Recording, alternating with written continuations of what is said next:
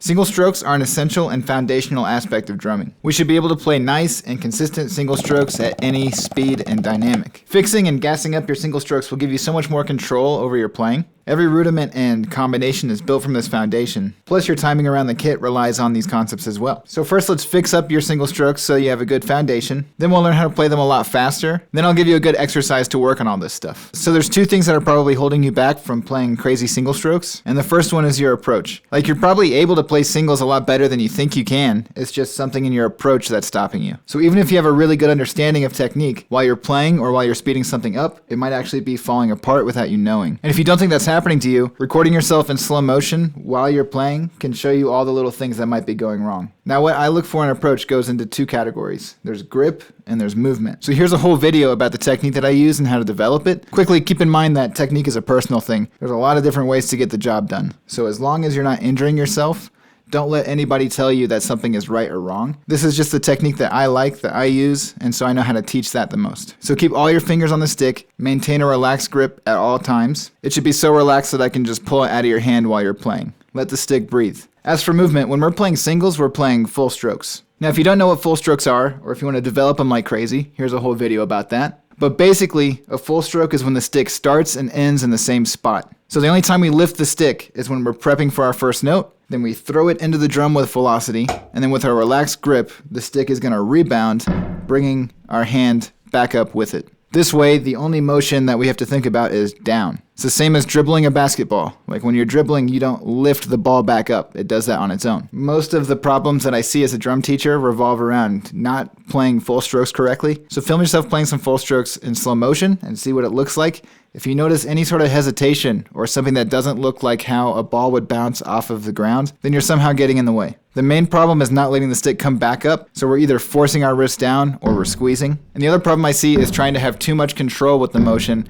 which would make you lift, and you can usually tell this is happening just by the way the stick responds to the head in slow motion, or if there's an extra prep after your stick comes up all the way. So before you move on to do anything else, fix your full strokes. Alright, so now that the rebound's on our side, let's move to the second problem that's holding you back, and that's the coordination and the timing. For the sake of communication, let's say that we're playing 16th notes. So when I'm playing 16th note singles, each hand is really just playing 8th notes. Like my lead hand is on the ones and the ands, and my offbeats are on the e's and the uhs, which are 16th note partials, but it's the same thing displaced. So the first step here is just to be able to play consistent 8th notes. Whatever speed you want to get to with your singles, if you can't play 8ths at that tempo, then there's no chance. And any speed that you're capable of playing 8th notes with both hands, you can play singles. Which leads me to the next part, the displacement coordination. So if you're in a position where you can play 8th notes with both hands at a certain speed, but you struggle when we start to split it up into singles, our problem is the timing of our movement and our preps. So the way we work on this is good to do with 16th notes on a metronome, but I think it's even better to do with 8th notes on a metronome so that you can lock on with your lead hand to playing those 8th notes. Then once you can fully trust it, all of your attention can go into splitting that space. So we're going to start out with 8th notes on our lead hand, on the grid, metronome at 90 beats per minute, but if this is troubling, then go slower. It doesn't have to be very structured, just start splitting. If things aren't going well, then go back to just 8ths. Just keep trying. It's like Frogger, but your left hand is the frog, and your right hand is the 8th note grid.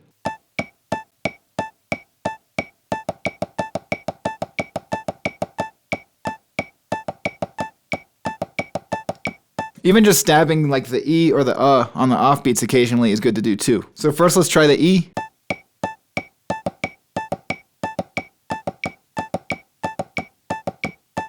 Now let's do the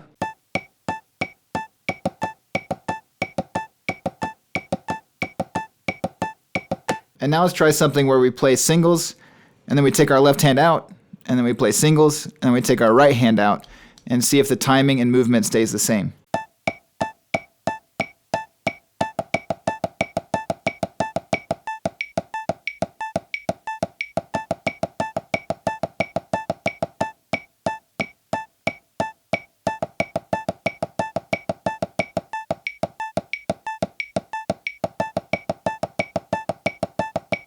So if any of this is a struggle for you, then you can't fully trust your timing. It will get better, just keep doing this for a little bit. So run this same little game of Frogger at different tempos and just see what happens. Real quick before we go on, I can teach you private lessons on the internet. I'm a professional drummer who's been teaching lessons for 11 years now. I've taught all ages and skill levels, drum set, percussion, WGI, all that stuff. And if you want to get better a lot faster, I can take you where you want to go way quicker than just watching general YouTube videos like this. So check the link in the description, it'll take you to my website, and you can see my availability. Alright, now let's talk about how to go faster than you've ever gone before. So on one hand, playing fast is physically different than playing slow. We use different muscles, it's kind of a different approach. But if you really understand fast techniques, then the process is so much quicker. If you force your way to speed with bad technique, if you just muscle everything out, you're going to end up hurting yourself, and you're going to build bad habits that'll hold you back later. So there's this cool concept called the gear shifter. I made a whole video about this, and I'm pretty proud of it, so check that out. But to skim over it, we can use different movements and different fulcrums on our hand to move through the tempo gradient. So at the first step, we want to be able to play as fast as we can using just wrist strokes.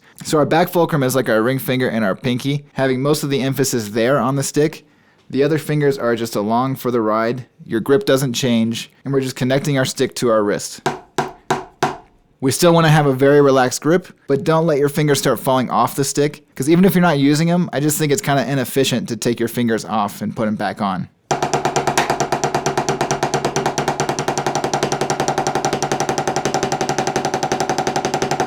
Also, here's a nice tip. When you're playing faster and faster, we gotta lower the height a little bit. If we're trying to play super, super loud and high up, really, really fast, it's just not gonna happen. There's not enough time for the stick to move all the way down and back up. So when you get to your point where this isn't quite possible anymore, then we can start utilizing a little bit more of our fingers.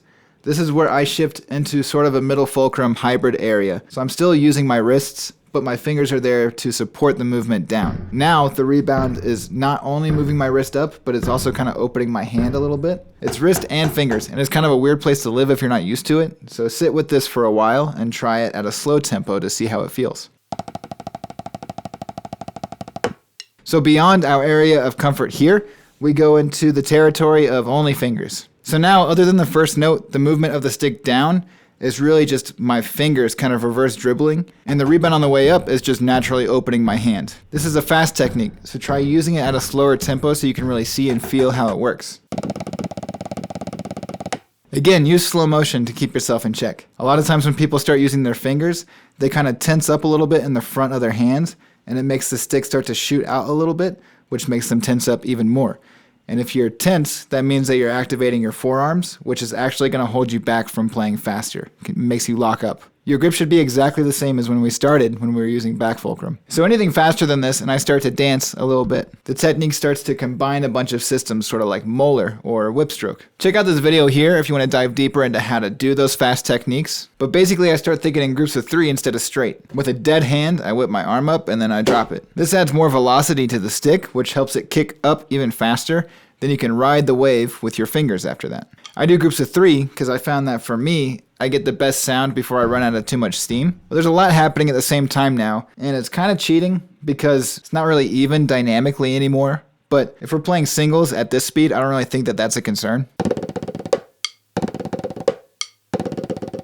Alright, so here's the exercise. It's simple, it's effective, I didn't create it, and it's called purple singles. So it starts with just a measure of eighth notes on my right hand. Then we go to a measure of 16th singles. The third measure is eighth notes again, but it starts with a downbeat on my right hand, and then the rest are off my left. Then the fourth measure, we're playing singles again, but off my left hand. Then the next measure, eighth notes again, but I have a downbeat on my left, and then the rest are on my right. And then we're in a loop for however long you'd like.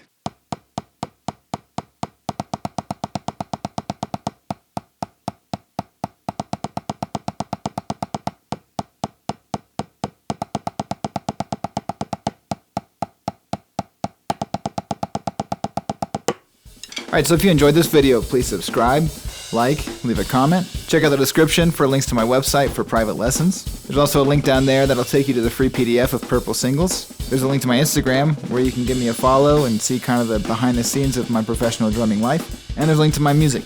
Alright, see ya.